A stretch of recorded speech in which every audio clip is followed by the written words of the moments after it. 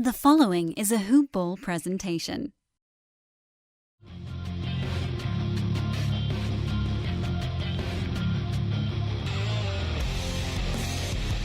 Welcome to the Fantasy NBA Today podcast. Well, the wind down is coming. It's coming.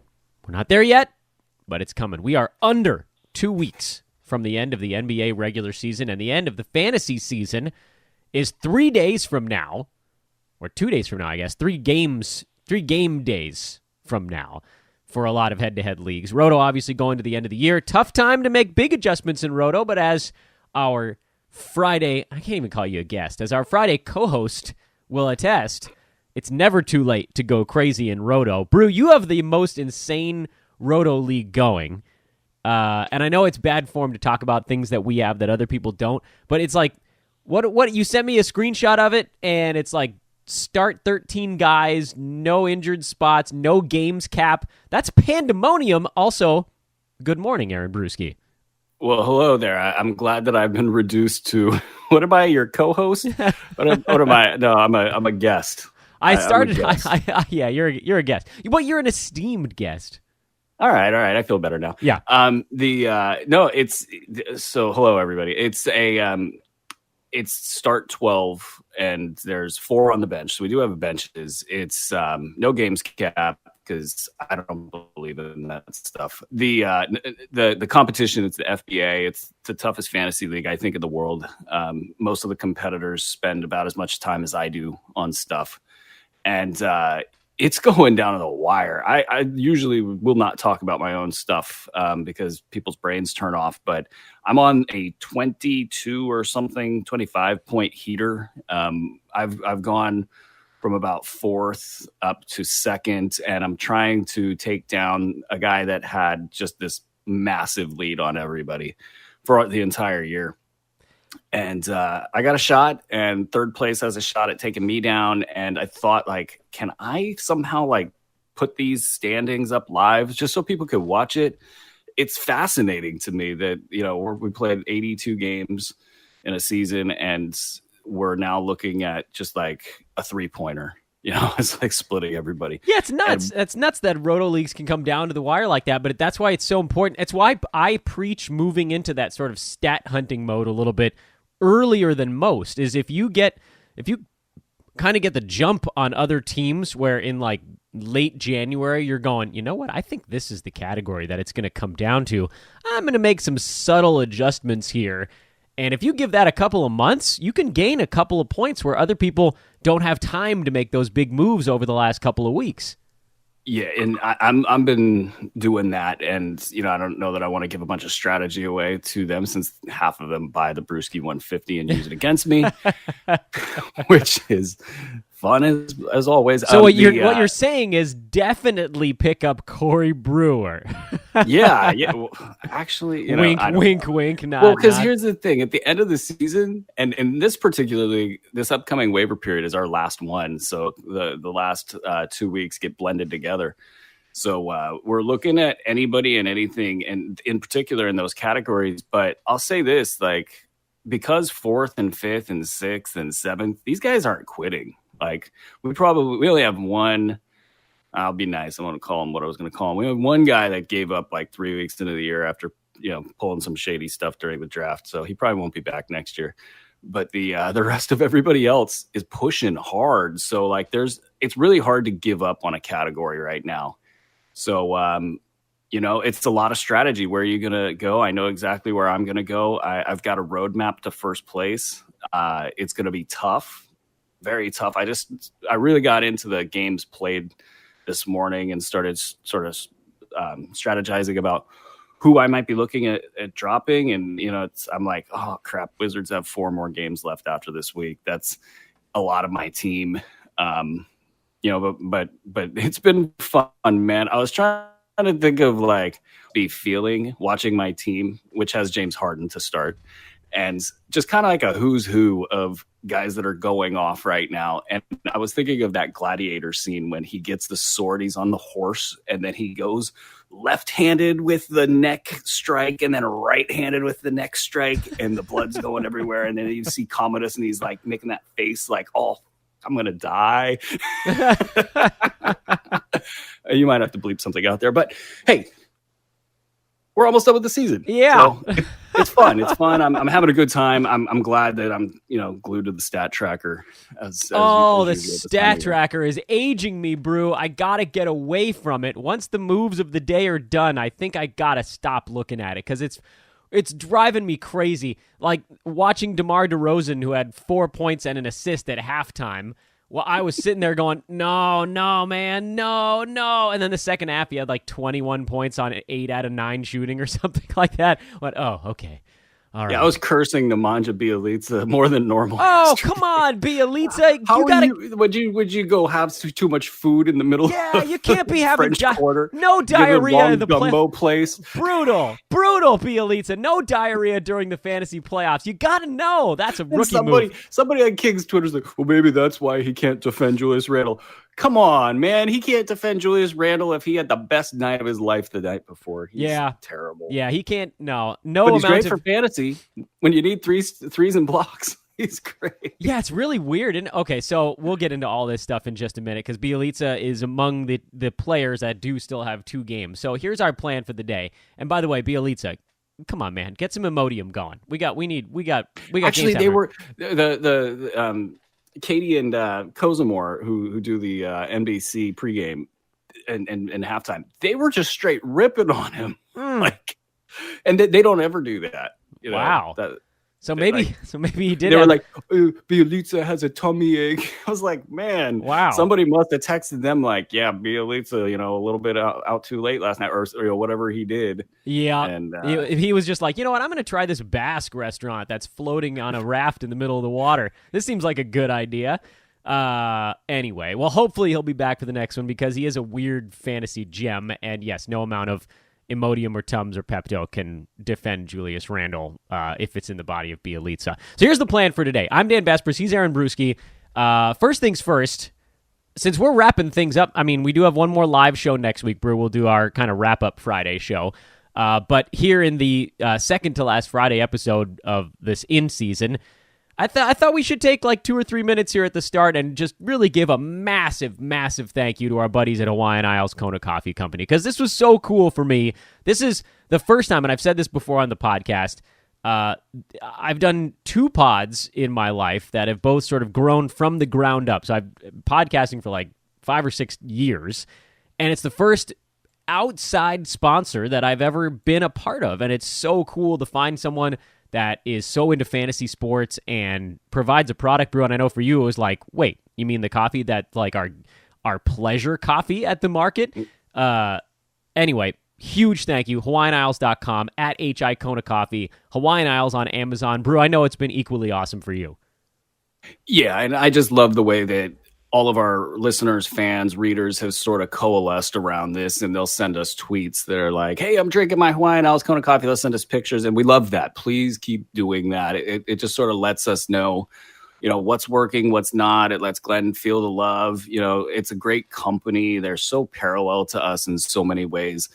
They're a bigger company, obviously, but, they're out there trying to make their name as a big guy, and they're at about our size, I would say, in the world of fantasy and all of that. So it's just cool to be sort of marching through the same territory as those guys. And obviously the coffee's great. And I'll tell you, we still get a kick out of me and my wife.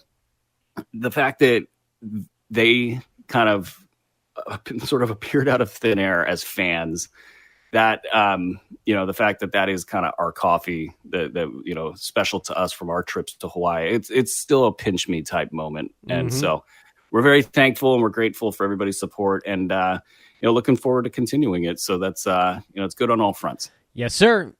Here's the plan for the rest of the show for today. We've got some streaming stuff to go over. We're going to do that at the outset.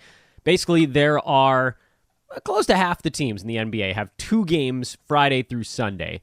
And Brew and I are going to go through them quickly. It'll be a little bit lightning roundy, one by one, to list off any players that pop up that are kind of fringy that could make for interesting plays for daily leaguers over the weekend. Second thing on the docket is a little bit more reality stuff. We don't do that a ton on this podcast, but we're at the tail end of the season now, so maybe some playoff predictions, some seeding predictions here. We'll spend a couple minutes on that, and we'll loop it all together. We'll tie it all together with a look towards the future, because many of you now are starting to size up your keepers, your post-hype guys. We'll spend about 10, 15 minutes on that, and we should be in and out of here. So, Brew, you ready for a little streaming lightning round here to start things off? I am, Dan, though I was tempted to sing In the Year 2000. Well, we're very technologically advanced on this podcast. Conan, half an hour show where he just like sits in a weird leather jacket now and talks to people. Have you seen that new? Whatever. We're not going to get off topic. I don't get to catch it. I love Conan O'Brien. I don't know. Is he any good anymore? That's my big question. Yeah, he seems fine. Nothing's changed in the last 30 years. His show's always been exactly the same. Here's the thing. With some questions. What's that now? I said, hit me with some questions. Okay, questions. Actually, one of the most interesting weekend streaming teams is the very first team alphabetically, and that's the Atlanta Hawks, because we heard yesterday that Taurean Prince has an injury he's dealing with now, which starts to open up a few wing minutes again. Guys that had largely been dropped, Kent Bazemore, a guy like a DeAndre Bembry, who probably was never really picked up. Would you trust either of those guys for the weekend, and do you have to drop Taurean Prince with him now sitting on this, I think it's doubtful tag for today, or is he up to questionable?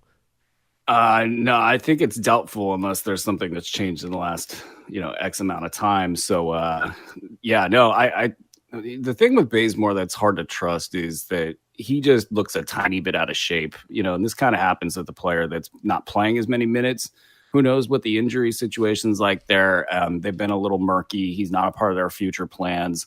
So I don't trust him from just a consistency standpoint. I would trust somebody like Herter. And then Bembry, man, you really got to look at those stats. Like if it's a percentages situation, I don't think you go there, but everything else, it's possible he could get you what you need. Yeah, his defensive stats are obviously the reason to look at him. Terrible shooting and free throw percent, 44 and 62 respectively on those. But in 23 minutes a game, he's at 1.8 combined defensive stats. So if that happens to jump up to 28 or 30 for a game, you're looking at potentially 2+.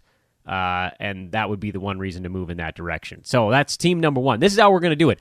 Boston, the Celtics. Anybody on that team that could jump out as a fringe guy? I'm on the no side of this one because you could have different guys resting in both of their two games.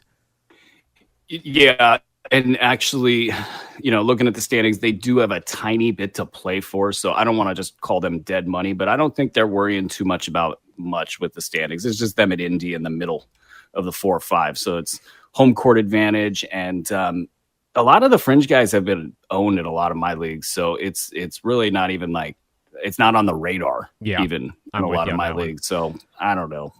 Charlotte, I'll try to. Yep, here we go. Keep going, Dan. Keep me on track, sir. That's right. I'm putting a pin in screw the Celtics. Listen, Laker fan here. I can get on board with that, even from a fantasy perspective. Charlotte, the Hornets. They've started to move a little bit towards the youth stuff now. We're seeing more Dwayne Bacon, Miles Bridges, who's probably been picked up already. We've seen more Willie Hernan-Gomez and Frank Kaminsky, although it does sound like Jeremy Lamb is probable for the 2 remaining games for Charlotte. That's obviously very helpful. Lakers, this is an easy one to score a bunch of points, and then Golden State, who knows, on Sunday. Who's trustworthy of the fringe guys on that one? Anybody? No, not by definition, no. They're still in it. That shot by Jeremy Lamb was amazing to keep them in this thing. So I would expect them to play the normal guys in this upcoming game. And then from there, you just kind of look at the standings. They have been playing young guys. If you're looking for one that I think is sort of rising above the threshold, it would be Miles Bridges or maybe Frank Kaminsky after that. Yeah, they're a tough one with that motivational angle. Denver, it seems like you can basically just trust their 5 starters now. I don't even think you could do that. Yeah, barely that. Barely that. Their fringe guys might have a better shot at production than, the Gary Harrises and the Will Bartons of the world. So that's a really interesting situation there. They're on an island, so they could start resting guys, but they have a lot to work out as a team. I would look at Beasley and Morris, in their respective capacities if you need some help, because I think they might have a better chance of production than the other guys. Yeah, and also a note, by the way, on Denver, same deal with Charlotte and Atlanta, and there will be some more that we get with. Those teams are Friday, Sunday that we're talking about. I should probably be listing this as we go through, so you could actually play that guy tonight if you had one on your team already, and then make a move tomorrow. There are a couple of teams that have a back-to-back over the weekend, so you have that opportunity as well. Most of what we're talking about here is if you had one move left. That's kind of the land we're working in here. Golden State, they're a nothing burger, right? Yeah. Screw them. Indiana, likewise, nothing burger. Anybody relevant is probably owned on that team. Man, it's tempting to say, hey, give a look to Corey Joseph or like Tyreek Evans, depending on their own respective situations. But, it's that island with them in the middle of the playoff lot with Boston. Like, if they win and Boston loses, then it becomes, a little bit of a mess. If there's probably more separation needed though between those two teams that won't happen until after this weekend. So yeah, I would think they're worth a look if you're desperate. The next one on the docket, Clippers. They have the back-to-back scenario, one of a couple of teams going Saturday, Sunday. I would assume you'd stretch beyond the traditional four with this team, given the 2-game scenario. Traditional four being Lou Williams, Montrezl Harrell, Danilo Gallinari, and then before getting injured, it was Pat Beverly. But he's now, he missed their last one, so he may very well be a drop. Gilgeous-Alexander, he's probably in the mix. How far do you go down the list on this Clippers team? Does Landry Shamet make the cut? Does Garrett Temple make the cut? He plays 30 minutes when one of those other guards is out. How far do you go with this team in terms of who you might roll out there in a streaming scenario? I'm going up against a lot of Clippers in the aforementioned league, so I've been paying a lot of attention to them. And I'm sort of wondering, hey, when are you going to buy the big guns? The Danilo Gallinaris, the Patrick Beverleys. When are you going to buy these guys some rest? Because you need them in the playoffs. So that's just kind of a subplot.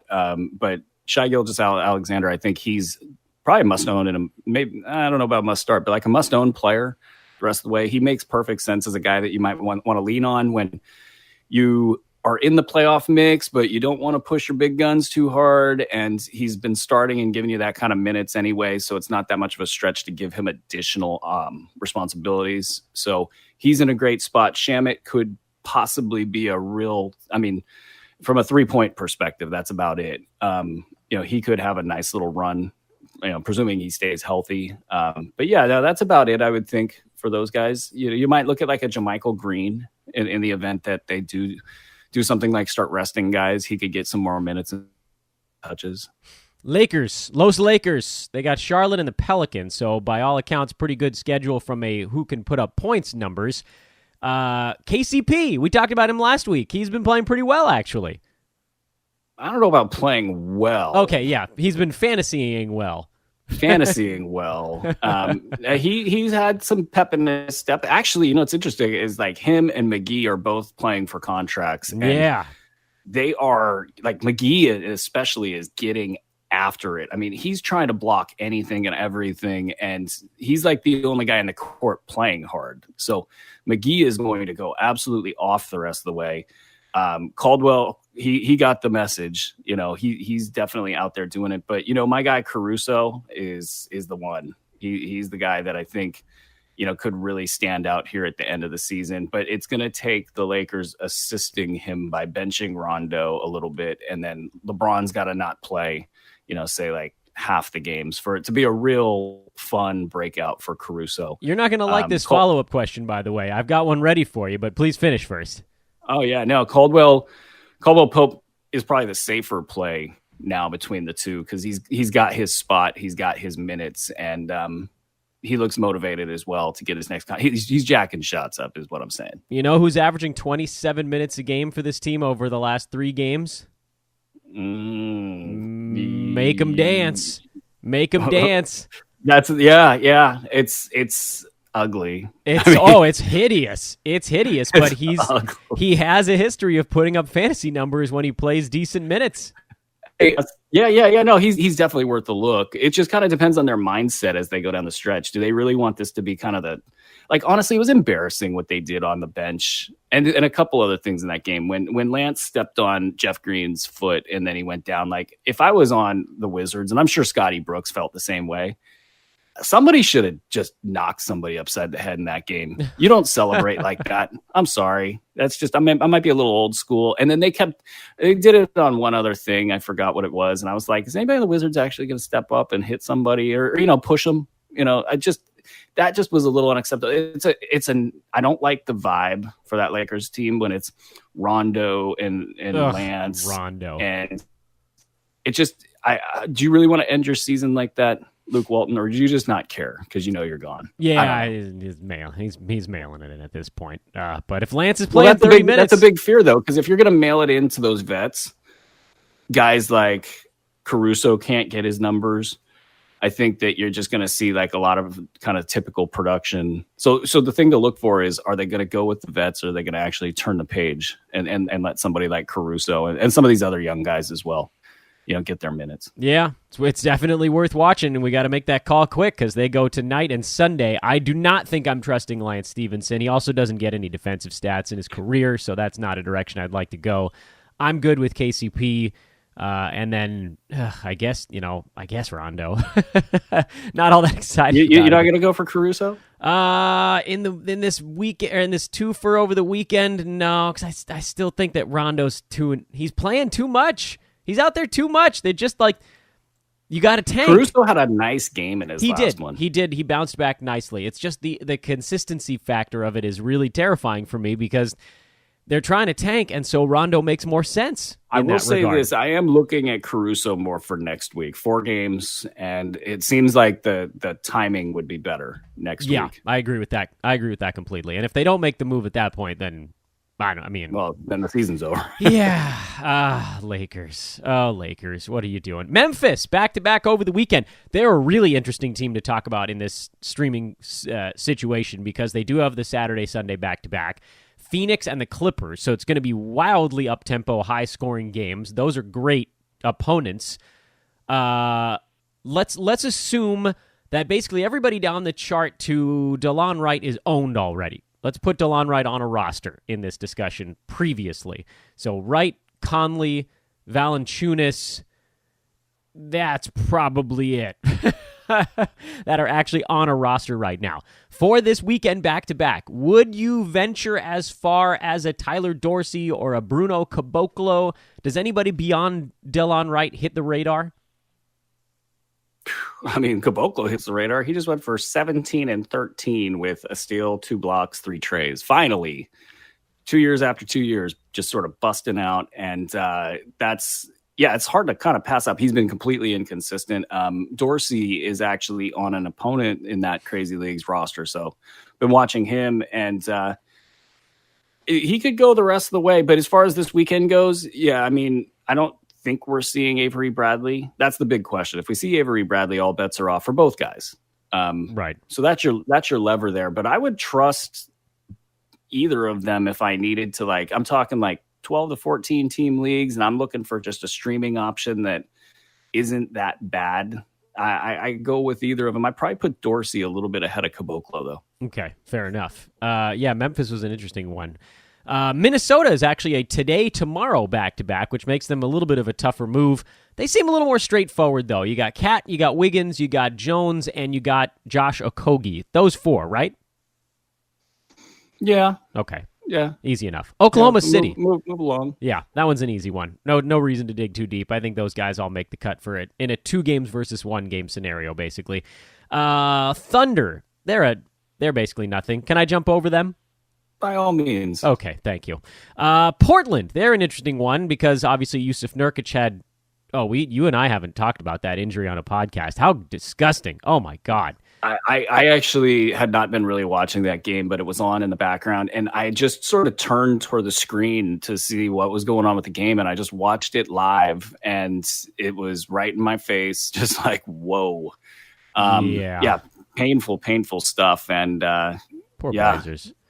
Yeah, it's brutal. The timing for for him, for the team. It's so. I mean, you just your heart goes out to him, but they're going to pick up the pieces and move on. You've got a similarly situated center and Enes Kanter, so it'll take a little bit for him to kind of get his feel with the starting group. That's probably why he had a slow game in the previous game.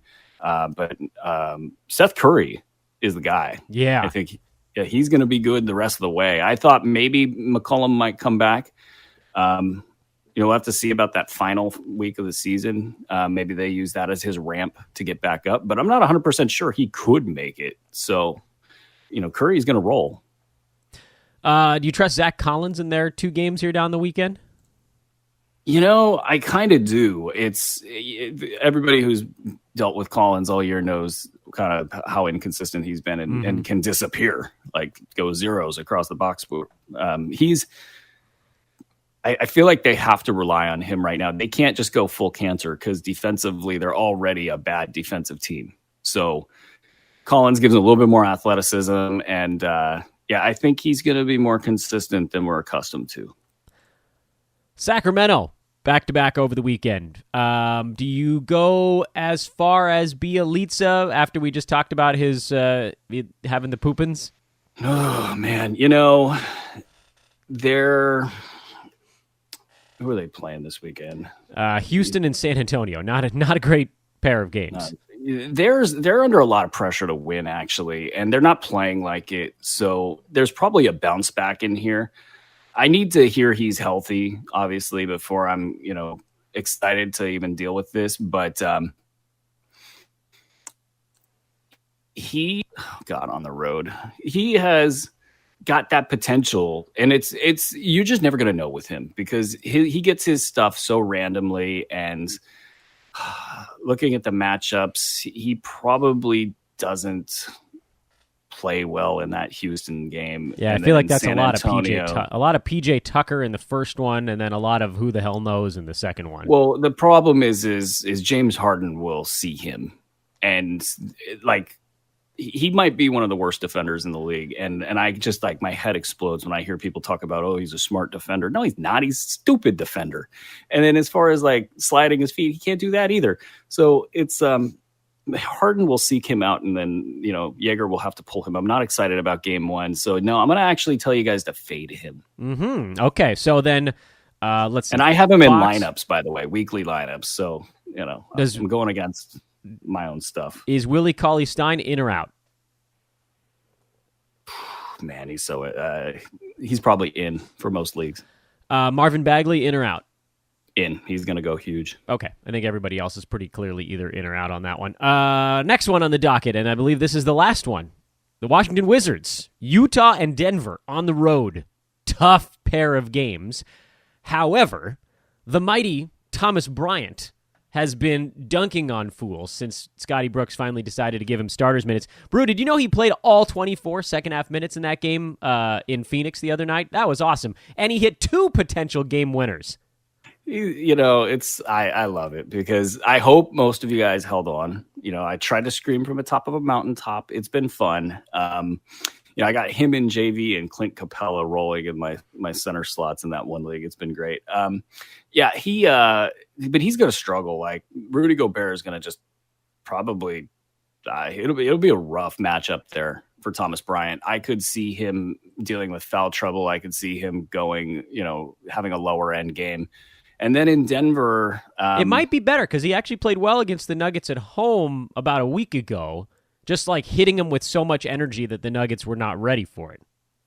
Yeah, I mean, that's kind of what does Nikola Jokic want to do in that game? And does he want to take him down to the block and really put him into foul trouble? That's the biggest issue with these younger players is the refs don't give them much respect and they still don't know how to play with foul trouble. So they can get into trouble really quickly. I would not bench him though. No. In 2 games. They're not even close. Do you think about any of the fringy guards on this team? Bobby Portis is fine and Bradley Beal is obviously in and Tomas Satoransky is obviously in. Troy Brown, I think there's a junior on the end of that, if I'm not mistaken. Yeah, There is, but no, he's not producing. He hasn't produced, so I don't think you could use him for any category. Okay, really, easy enough. Yeah, all right. Maybe you could look at McRae though. Oh yeah, Jordan McRae. He played pretty well in their last ball game. Yeah, I mean, but still, I mean, we're talking like really deep leagues there. Yeah, that's beyond the stream. That's the name of Is our that next the name novel. of a new podcast? Beyond the stream, Jordan McRae. Okay, next topic on the list. Playoff seeding, Brew. Anything that jumps out to you as interesting? I don't have any specific questions on this front because we don't talk reality basketball very much. But you got these teams fighting for the last spot in the Eastern Conference. The Hornets, the Magic, the Heat, and the Nets, and even the Pistons. They're all clumped within, I believe it's just 2.5 games of one another from 6 through 10. Actually, just one. Is it one game? Yeah, it's one. There might be some tiebreaker stuff in there, though. Oh, okay. No, I think in the East, Milwaukee, if they draw Miami, I know Miami's been terrible this year. They've been inconsistent, but I just like the way that certain players match up. I mean, you can match up Hassan Whiteside with Brook Lopez. You can have Bam Adebayo sort of float around on Giannis. They've got a lot of wings and sort of length that they can use to bother Chris Middleton. So that's just interesting to me. I don't know that I'm going to, burn a whole lot of money on a bet, but I will like the odds. So I probably put a little something on them. So that I am kind of watching for. I don't know if anything in the East, elsewhere caught your eye. I guess Detroit, I know that Joel Embiid sort of owns Andre Drummond, but I think that I probably, if I'm them, I'd rather face the D'Angelo Russell-led Nets or, the Heat. Yeah, but, well, the Nets can't control the paint at all. So basically, if you have any good big man, you want to draw the Nets. I think they might be the weakest. I know I've been a big Nets backer this year, but they might be the weakest of the three. So yeah, I think I'm sorry, you can't have D'Angelo Russell-led team in the playoffs. Yeah, I know he made the All-Star team. Everybody's loving him right now, and he's hitting a lot of threes. But man, he does so much stupid stuff still. Yeah, Nets bloggers and beat writers were losing their minds about a bunch of the stuff that happened in that Portland double overtime game. I didn't watch it from the start, but I guess there were a lot of mistakes. I didn't see them live. I mean, I think it's fair to say that the only one that might be a battle would be 4-5 in the Eastern Conference, Pacers and Celtics. The other ones I think should be pretty straightforward. And then in the West, you've got a lot of jockeying for position 3 through 8. They're all safely in the playoffs right now, but 3 through 8 separated by 4 games. Rockets and Blazers are tied for the 3 seed right now. Jazz are 2.5 games back of the Rockets, a half game up on the Clippers, a game up on the Thunder, and a game and a half up on the San Antonio Spurs, who actually have a really easy schedule down the stretch. Spurs, arguably the easiest of any of those teams, kind of battling for position. It seems like most of these teams would like to get out of the 1, 4, 5, 8 chunk so you can wait on the Warriors, right? Anybody else kind of feels like fair game in the West. Yeah, but what happens if Denver passes the Warriors? That's true. Screw all the gaming up. That's a good point. I mean, but Denver, I think Denver's in like a lot of trouble. And I love Michael Malone. I love what they've done there. I just think that you do not want this kind of clumping with your, two of your arguable better players, Gary Harris and Will Barton, just not quite there yet. And you're relying on your young players, Malik Beasley and Monty Morris, to, really propel this team. So it's depth is not always a good thing, especially in the playoffs. So them, I think that everybody doesn't want to face the Thunder. I think that that's, the team to avoid out of this bottom group. I don't think anybody's afraid of the Clippers. I don't think folks want to face the Jazz or the Rockets. And then Portland obviously becomes a much more different animal without Yusuf Nurkic. He is, they're going to play hard though for fantasy purposes or, I guess reality purposes. If they can stay in the 3 seed, maybe get the Clippers, they could feel a little bit better about what they're going to try to accomplish in these playoffs. The Rockets, they're going to keep playing. I think that they'd probably be happy if they could get the 3 seed, but there's a lot of dodging of those Thunder out there. So we'll see which teams actually employ that strategy of dodging, because a lot of them don't believe in it. I'd say probably about 75-85% of teams don't believe in the dodge, and then the rest of them, They mess with the basketball gods on that. I think it's totally fine. Okay, last topic for today's show. We're moving along at a pretty good clip, and that is a way too early look at basically things for next year, possibly even keeper type stuff. And we got a question about it on last week's pod from the chat room, but I figured now we can kind of sit down and maybe dedicate 5 to 10 minutes to this type of stuff. You mentioned Jonathan Isaac as a name towards next year, and then we went through, and we'll do it again just for sort of posterity, some of the guys this season that got wildly overdrafted that will be in kind of a post-hype situation next year, and then maybe even some younger guys. So, Brew, I don't have a logical starting point on this, but you want to start with maybe a couple of the guys that you feel... Let's see. Do you want to go keeper first, or do you want to go post-hype first? I don't even know where to start with this. So, I know. I'm gonna ping the ball back to you. Right, we'll ping it back to me. All right, we'll go post-hype first on this one. Let's talk some post-hype guys. Who do you think is... I'm going to go down the list, actually. Easiest way to do it. We'll start by basically ADP. Victor Oladipo, post-hype or just not a first-round pick anymore? You know, he could experience not a first-round pick anymore because there's just too much... I think what we saw is that he was not able to wrangle that number one role that he had wrangled the previous season. And he really pressed with it. And then as injuries hit, he really was, it just slingshotted the wrong direction for him. So you have some roster construction issues there. You don't bring in a Tyreek Evans, I don't think, if you're those guys. That was a mistake. Yeah, I mean, it's just a bad move. Like, we can spend a lot of time on that, but like, he will probably, the one thing I'm hesitating is he's such a big name that a lot of times this becomes an obvious sort of a bounce back situation. So then he becomes overvalued as a result of it. So I think it'll come down to the numbers itself, where we actually project and pencil him in. So I'm going to go with not quite. Can Russell Westbrook ever relearn how to shoot a free throw? Ooh, man. Because the other stuff is pretty predictable. Yeah, the other stuff is pretty predictable. I've always worried about his game is predicated on athleticism, and he's never really gotten the rhythm and the flow of the game figured out. He can make plays. He can see things. He's not like a stupid basketball player, but the rhythm and the flow of a game, he's kind of like a bad dancer, hitting that wrong beat. Like I know things, but that's kind of what he is on a basketball floor. You're like, okay, so the defense is kind of flowing this way. And then he's like, I'm going to go the other way. And it's like, wait a second, buddy. So I think as his athleticism declines, you could see a precipitous drop in his production. We're already seeing that right now. And the thing about shooting, anybody who's ever had their athleticism go away, raise his hand over here, you lose a lot fast. And so that might be part of the issue at the free throw line. So he'll probably bounce back. It's going to be hard to say, oh yeah, you're a 65% shooter for the rest of your career. I think something in the 70s is probably where he'll end up as far as a projection goes. But I don't think I'm going to be betting heavy on him next year. Same question for Ben Simmons, basically. I mean, he's got one very large category holding him down.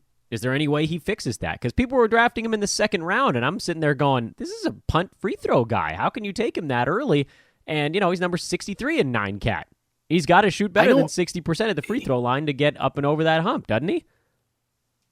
I think, look, I don't rule out anybody just sort of skewing previous, numbers. Look at DeAndre Jordan. I mean, he's sort of faded back to where he should be, kind of generally speaking, but there are ways to beat the little man in your head that, I think it just takes the player to actually go find those ways, or the player's people to find those ways, bring it to them. And I forget who was the example of, maybe it was DeAndre. Yeah, it's DeAndre Jordan. He goes and he asks the players at the foul, like his teammates at the foul line, like a question, like, who you covering? And then they tell him some BS answer because they're just tired of participating in this thing that's really important for their team and for DeAndre Jordan, but they're just bored with it. So they're like, I'm covering John Candy or something, and but that is, so it's designed. It was like Markelle Fultz on the free throw line when he was doing that thing, bounce the ball back and forth. It's designed to kind of loosen up the mind, and that's really where these guys that are tense. There's free throw mechanics but then there's also the mental part. So he could. Yes, he could. I don't know that I'm going to say like picking a guy out of the crowd in the NBA, one that's dating a Kardashian or messing with a Kardashian or whatever he was doing with the Kardashian. I'm probably not going to pick Ben Simmons. So I'm going to go no on this one. Donovan Mitchell, can he get inside the top 50 or is he a 43% shooter and that's just who he is? High volume 43%. That's tough hurdle to climb. Yeah, I mean, he did fade back a little bit there. I'm going to probably bet on Donovan Mitchell going forward, but I'm going to be watching for injuries. The stuff that happened at the end of last season's playoffs, I think it lingered throughout the summer, and I think it came into this season. So he started to look explosive again, in the second half of the year. I'm probably going to be leaning into that a little bit. We're going to skip Chris Middleton because we don't know what team he's going to be on next year. Oh, can we throw a little, Middleton is at least good during the fantasy playoffs. So yeah, he hasn't missed any games during the playoffs, knock on wood, so far, which is awesome. He had 39, 9, and 5. And JV, Jonas Valanciunas, those two guys. I mean, Valanciunas was good from the outset for the most part, but getting hurt on a finger injury, not great. Coming back and doing this stuff, he is helping. What a magical trade that turned out to be. You told me last week you were fading Draymond Green. You still on that one? Yep. Okay, easy enough. You told me you were backing Jamal Murray for a bounce back year. Are we sticking with that one? Yeah, and I think Denver might look to consolidate some of that excess, depth that they have on that roster there. So, I'm for now, we'll see how things progress, but he's too good not to be used more. What about the other Denver guys? I forget what you said last week on Gary Harris and Will Barton. Bounce back or just dodge them and let somebody else take the chance? They're a really interesting situation. I think if I'm an opposing team, I'm looking at trying to pry those guys away, but there is risk with both of them. Have these kinds of injuries, at their respective stages of their career. They're not old, but they're not young, and they could be better in other locations. But if they're in Denver, I'm not on that because I think that the guys off the bench have proven that they belong. Aaron Gordon, is he just a top 100 guy? Is that the universe now? Yeah, and it's with a blood oath that he realizes he's not a guard. I'm not on it. All right. That takes us basically through the top 75 players drafted. Just a couple of quick names here. Torian Prince, who is actually playing much, much better here over the last couple of weeks. Can he rev it back up for next year? Does he fit the post-hype mold? Because we all thought this was going to be a really nice year for him, and they took the ball out of his hands completely. And now it seems like he's starting to figure out how to play in this role. I tend to like guys that show some stuff down the stretch, but am I buying in too much to Torian Prince? One of the things about Torian Prince that's always been part of the deal is that he plays for a bad team and was one of the better of the people on the team. And now that Kevin Huerter is pretty good. So I'm probably not going to be thinking bounce back for Torian Prince next year, barring some major roster development. Interesting. Okay. What about some young guys that jump out at you that maybe fit the mold for a keeper, guys that could make a leap year over year? Who pops into your head? You mentioned Jonathan Isaac as someone who got it going by mid-season. Still flying a little bit under the radar, but starting to figure it out a little bit. Anybody else in that situation? I mean, Wendell Carter Jr. in Chicago got injured sort of before he could go crazy. Does he fit that mold? Anybody else out there that seems interesting in the young keeper that might be getting overlooked bucket?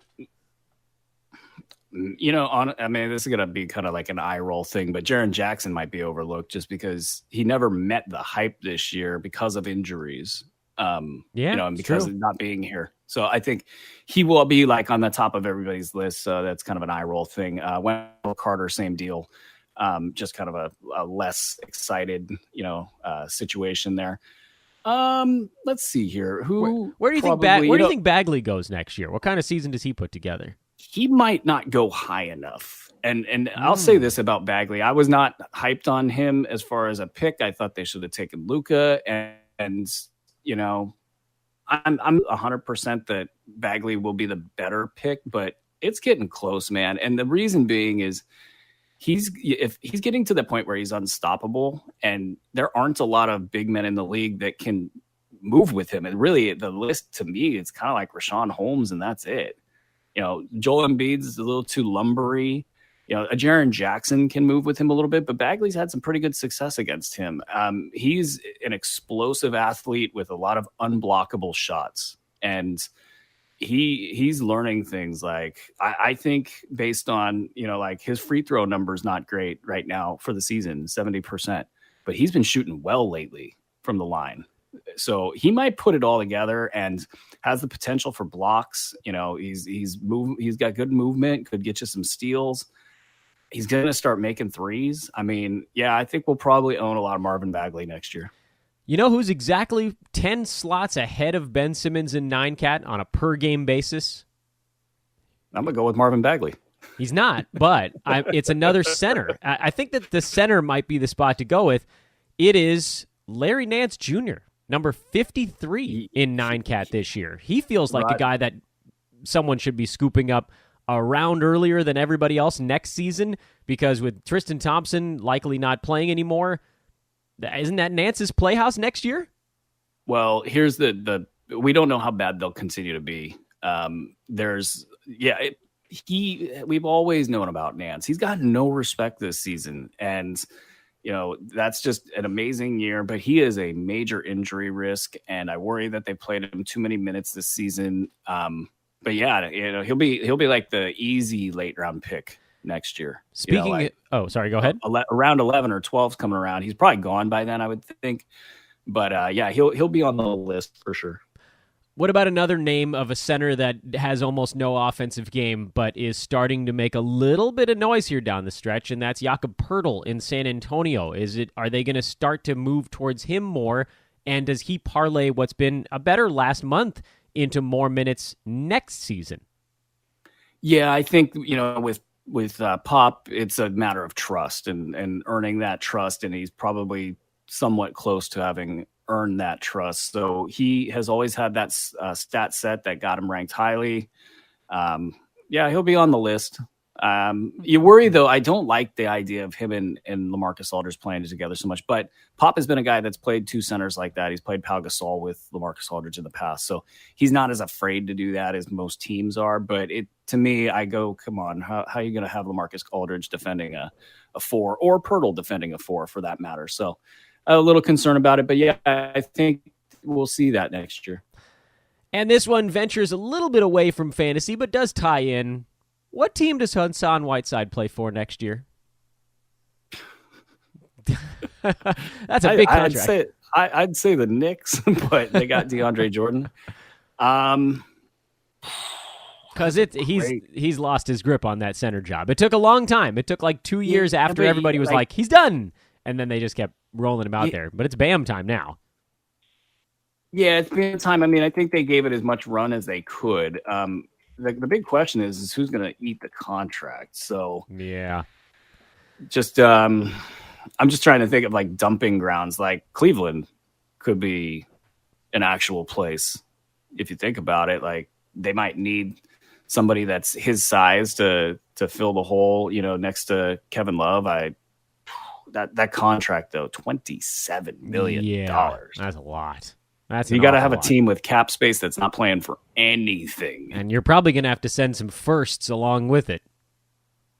I don't know about that. I think now that this deal is getting close to expiring, if Miami doesn't like what they're getting, I don't know. I don't think they're going to get any firsts with it. They might just have to squat on it. Yeah, I think they squat on it until like the playoffs or probably the trade deadline next year. What a mess in Miami. Yeah. Oops. Oops. Yeah. I got a lot of bodies, and not enough of them are better than average. Questions from the Twitter world. If you'd like to get some additional opinions on keeper stuff, post-type stuff, hit us up on Twitter, at Aaron Bruski or at Dan Besbris. We can keep the conversation going. Aaron, one more live show next Friday, and that's it for the regular season. Can you believe it? That's my actual last question for you on this show. Can you believe it? I can believe it. time, man. It keeps on ticking. Yeah, it is fleeting. It's a scene, man. We'll go real existential here at the end of the podcast. Whatever, bro. It's all ties into Gaia. It's all Gaia, man. Hey, did you just go on the freeway and like take a walk up into the hills? I told Brew a really weird story about 2001, not the Space Odyssey, the actual year 2001 for me, and maybe someday I'll tell that same story on a podcast, but it won't be today. It won't be today because we're wrapping things up. He is Aaron Bruski. I am Dan Besbris. This was the last recorded Friday show of the in-season. Again, we'll be live next Friday. Plenty of shows between now and then. We'll have reverse chronological action on Monday for those of you whose season continues. We can dial back the streaming stuff a little bit because most head-to-head leagues are done. And it'll be more than likely, here's the warning, there'll probably be shorter shows next week because it's silly season. So we'll just try to pick out whatever weird guys are popping up, and then we'll roll down the stretch. And that's it, man. We're coming down the chute. Less than 2 weeks left in the regular season. Good luck, everybody. Enjoy the weekend. Bug us if you have questions. We're going to do our best to answer them as fast as possible because everything is time sensitive. Thanks again to Hawaiian Isles Kona Coffee Company. By the way, the request is still out there. If you are a young programmer and you want to come on over and do a little bit of that with us here at the Hoob, we are looking to add some bodies on the programming side. Brew, you put that clarion call out last week. We have had some folks send us notes, which is awesome. Keep them coming. And, of course, to those that have listened to the podcast all season long, if you've liked what you've listened to, please do rate and review the show. That is our currency here at the always free Fantasy NBA Today. Have a great weekend, everyone. Go win some money. You're not going to charge people? You're not going to charge people, Dad? Well, I charge them with love and affection. That's all I ask is. Sorry, I'm stepping on you. That's what I do here. I accept very awkward massages. I accept. Yeah, well, I mean, you can't make these jokes anymore. I'm kidding, people. This is a joke. Don't touch me. I don't. I don't even like when my family just ruining the end of your show. I don't even like when my family touches me. I have a thing, Brew, where I don't like anything to touch my face. I don't know that that's super weird though. I don't consider that weird. Like there's a Brooklyn Nine-Nine episode waiting for you where that one guy Joe, whatever his last name is, gets a foot massage, and then the cop, the tough cop that never really talks much. What's her name? I can't remember. Rosa in the show, right? Rosa. They both get foot massage. You go watch that. I love that show. Thank you to NBC for bringing it back. He's Aaron Bruski. I'm Dan Besbris. Have a wonderful weekend, everybody. Go win some money and then tell us if you do so, because it makes us feel happy if we had anything to do with it. And if you didn't, don't tell us, because I don't want to feel sad. We'll talk to you Monday. So long.